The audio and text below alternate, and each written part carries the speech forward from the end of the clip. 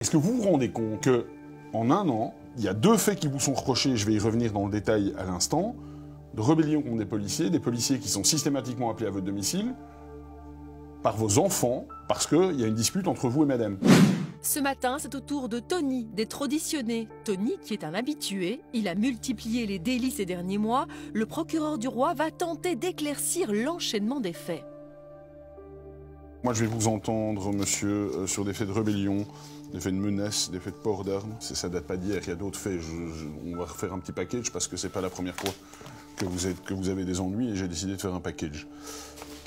On va commencer avec les faits d'hier, peut-être. Une dispute éclate entre Tony et sa femme. Très inquiet, leur fils appelle la police. Quand les policiers arrivent, Tony se montre très agressif et les menace avec son chien, un berger malinois. Je continue ce que disent les policiers. Yves, au vu de son état, fait ensuite un pas en arrière, tombe dans son fauteuil. Son chien en profite pour le mordre au cou.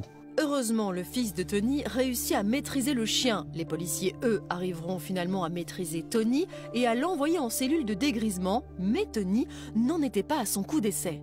On va passer à la deuxième rébellion, c'est celle avec la voiture. Quelques mois auparavant, Tony était déjà passé très près du drame.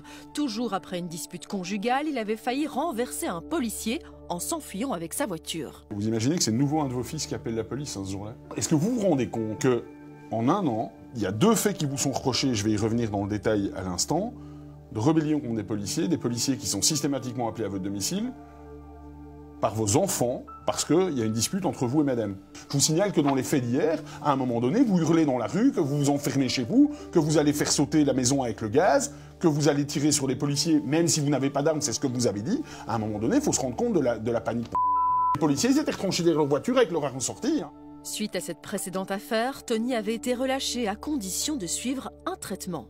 Ensuite, continuons, parce que quand il n'y en a plus, eh ben il y en a encore. 2 jours plus tôt, Tony a menacé le père du conjoint de sa fille. La police a alors retrouvé une machette dans sa voiture. Tony multiplie les excuses qui ne tiennent pas la route. Le procureur du roi commence à perdre patience. Moi, par rapport à ces faits-là, vous êtes poursuivi pour des faits de menace à l'égard de monsieur et pour un port d'armes. En ce qui concerne la machette, monsieur, c'est normal d'avoir une machette dans sa voiture, évidemment. Qu'est-ce que vous faites avec Vous vous baladez avec une machette dans votre voiture. Alors vous expliquez, sauf erreur, que vous l'avez ramené de chez un ami, sauf que vous ne voulez pas donner le nom de l'ami. Pourquoi?